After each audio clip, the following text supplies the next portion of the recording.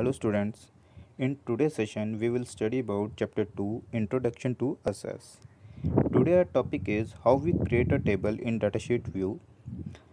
Then first is views of a table.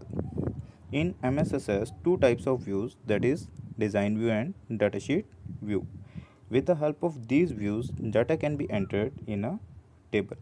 Datasheet view is a default view, mean to say when we click on views drop down arrow under home tab, then two views will appear, that is design view and datasheet view, and datasheet view is selected by default. Then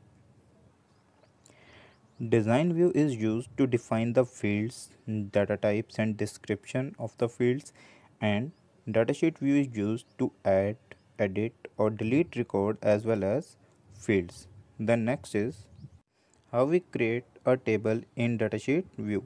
The datasheet view of a new table looks like a spreadsheet in which we can enter data in rows and column form.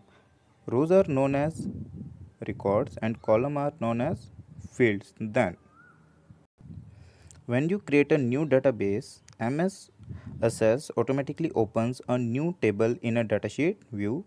For this, see figure 2.6. Then MS Access automatically names the first field as ID. See, then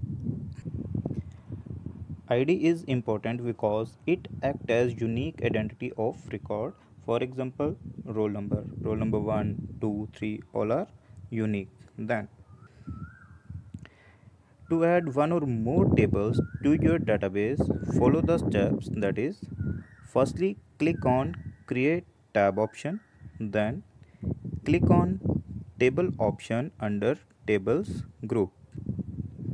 With this you can create one or more tables in your database. Then next is entering data using datasheet view.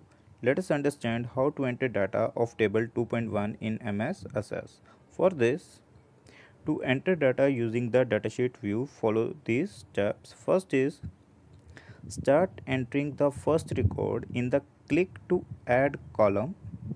Then do not enter anything in ID field because MS Access automatically enters a unique number in the ID field, that is 1, 2, 3. Then press tab key to move to the next field. Suppose if you want to move from field 1 to field 2, then use tab key from your keyboard. Then after entering all fields for one record, then press Ctrl plus to add new record. Mean to say, when you press Ctrl plus, then your cursor will move in next row.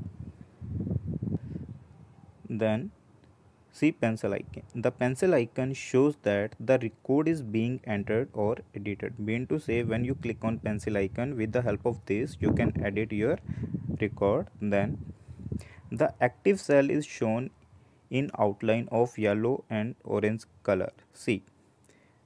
Then next is yellow and orange highlight cells show that this field of the record is being entered or edited, that is click to add. Then next is after entering all the record, the column title or field name also need to be changed. This is important because field 1, field 2 or so on do not specify what type of data is stored in the table or the field.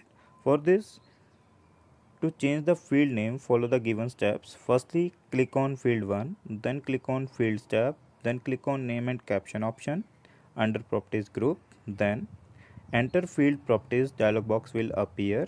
Then write the roll number in name box and click on OK.